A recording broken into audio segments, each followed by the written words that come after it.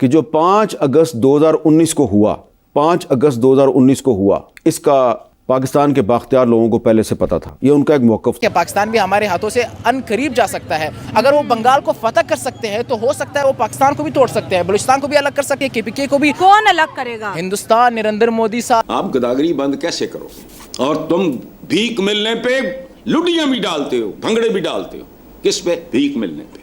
ہمیں جو کانفیڈنس ملی 5 اگست 2019 کے بعد ہم انڈیا پہ کیسے ٹرسٹ کریں؟ اور آپ ہمیں یہ بتائیں کہ مودی صاحب اگر پاکستان آتے ہیں اور ہم ان کو ریسیو کرتے ہیں تو ہم نے پھر پاکستانی قوم کو اور کشمیریوں کو تو کچھ بتانا ہے نا کہ ہم نے آپ کے لیے یہ ریلیف لیا ان سے، وہ کیا ہے یہ بتائیں ہمیں۔ انڈیا کہہ رہا ہے جناب ہم نے پاکستان کو جواب ہی نہیں دینا، ہمارا جو سب سے جونیئر ینگسٹ ڈپلومیٹ ہے وہ پاکستان کو جواب دے گا۔ یہ تو ہندو کے ساتھ بیٹھ کے چائے پیتے ہیں، سارا کچھ کرتے ہیں، ان کو عقل نہیں ہے، ٹھیک ہے نا۔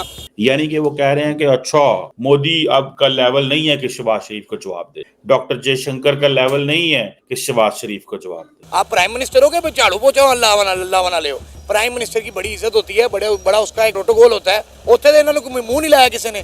تو گیلانی صاحب نے کہا کہ بھائی جب 5 اگست 2019 ہوا تو آپ نے کہا کہ مودی ہٹلر ہے، تو اب آپ نے اسی ہٹلر کے ساتھ سیز فائر کا معاہدہ کیا، ذرا تھوڑا سا ہمیں بھی بتا دو۔ سعودی عرب کی سرکار نے پاکستان کے بھکاریوں کو اپنے دیش سے جانے کو بولا اور سیدھے طور پر پاکستان کو ایک بھکاری ملک بولا، لیکن اس کے باوجود بھی پاکستان کے پردھان منتری شہباز شریف نہیں سدھرے اور یونائیٹڈ نیشن جنرل اسمبلی میں 17 بار بھارت کا ذکر کیا اور 18 بار کشمیر کا، لیکن ایک بار بھی پاکستان کے بارے میں بات نہیں کیا۔ یہ پہلی بار نہیں ہے کہ جب شہباز شریف نے کسی انٹرنیشنل اسٹیج میں بھارت اور کشمیر کا ذکر نہ کیا ہو، لیکن جب اسلامک دیش سعودی عرب ہی پاکستانی بھکاریوں کو اپنے دیش میں آنے سے منع کر رہا ہے اور ان کو ویزا بین کر رہا ہے، لیکن اس کے باوجود بھی پاکستان کی سرکار سدھرنے کا نام نہیں لے رہی۔ تو آئیے دیکھتے ہیں کیسے کشمیر بھونکنا شہباز شریف کو بھاری پڑا۔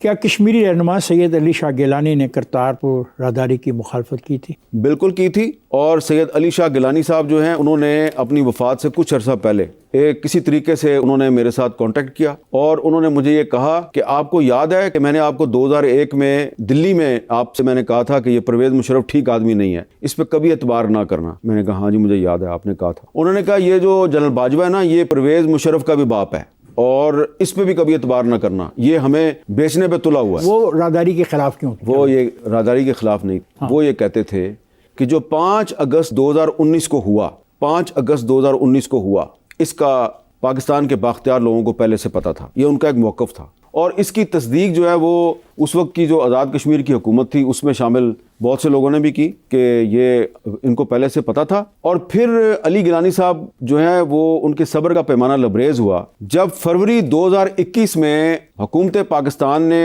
جو ہے وہ بھارت کے ساتھ لائن آف کنٹرول پہ ایک سیز فائر کا معاہدہ کیا۔ تو گیلانی صاحب نے کہا کہ بھائی جب 5 اگست 2019 ہوا تو آپ نے کہا کہ مودی ہٹلر ہے، تو اب آپ نے اسی ہٹلر کے ساتھ سیز فائر کا معاہدہ کیا، ذرا تھوڑا سا ہمیں بھی بتا دو کہ گیم کیا چل رہی ہے تمہاری۔ تو علی شاہ گیلانی صاحب یہ سمجھتے تھے کہ جو کرتارپور راہداری کے وہ خلاف نہیں تھے، وہ یہ کہتے تھے کہ یہ یک طرفہ اقدامات ہو رہے ہیں، یعنی کہ ہمیں کوئی ریلیف نہیں مل رہی، ہمیں ہمارے بندے گرفتار ہو رہے ہیں، مارے جا رہے ہیں، ہم پہ ریسٹرکشنز ہیں، ہم پر پابندیاں ہیں، لیکن پاکستان جو ہے وہ انڈیا کو ریلیف دیے جا رہا ہے جب سے عمران خان وزیر اعظم اور باجوہ آرمی چیف ہیں۔ دیکھیں عمران خان نے تو فلور آف دی ہاؤس پہ کہا کیا پھر میں جنگ کروں؟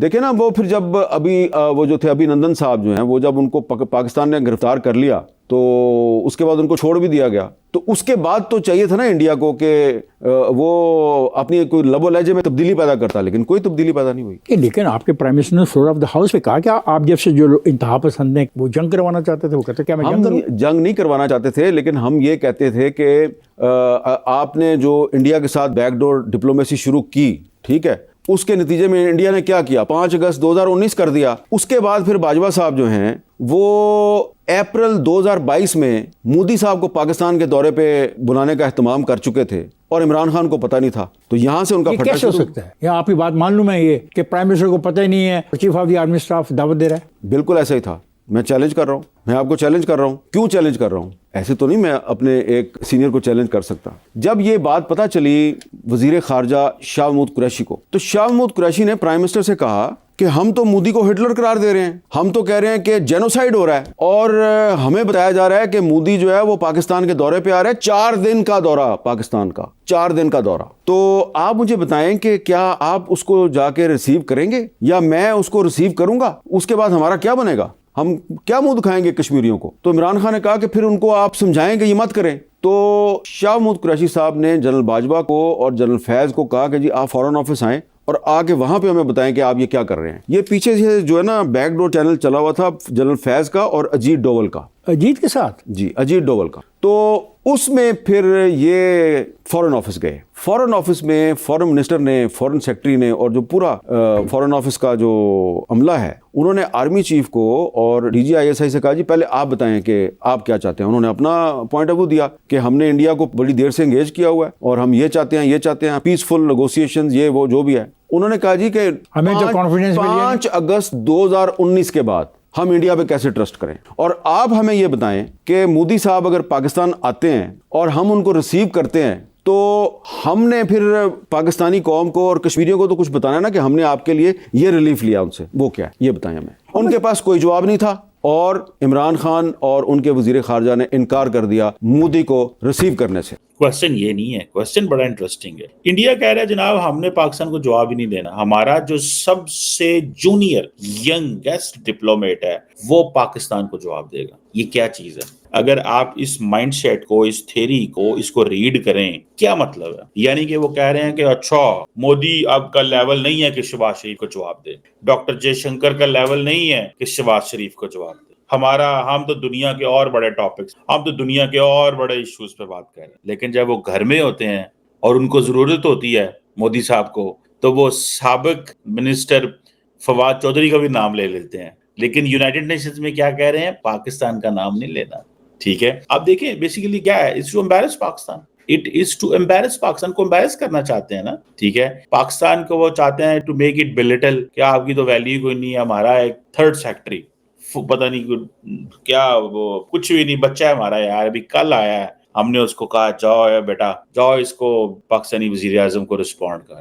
یہ ہے to make someone belittle, to make someone feel and tell you are nothing, آپ کچھ بھی نہیں ہے ہمارے آگے. یہ جو طریقہ کار ہے, اس طریقہ کار کی لڑائی رہی ہے شروع سے. پاکستان یہی کہتا جناب ہمیں جو ہے وہ یہ مانتے ہی نہیں ہے, ہماری ایگزسٹنس کو نہیں مانتے, ہمیں یہ چیلنج کرتے ہیں, ہمیں یہ سمجھتے ہیں کہ ہم جو ہے وہ فضول ہے. This is what Pakistan says, clear سیدھا پاکستان کہتا ہے یار یہ ہمیں مانتے ہی نہیں ہے, ہمارے اس کو سمجھتے ہیں کہ یار انہاں دی گل ہی کوئی نہیں, انہاں دا کی چھڈو پرا, انہاں نو دفع کرو. یہ کی مطلب, اب یہ چیز جو ہے اب پاکستانیوں کو ظاہری بات ہے they don't like it the way Indian leadership اگر ٹریٹ کرے گی پاکستان, تو بھائی پاکستان تو پھر ظاہری بات ہے پھر یہ غصہ آتا ہے لیڈرشپ کو.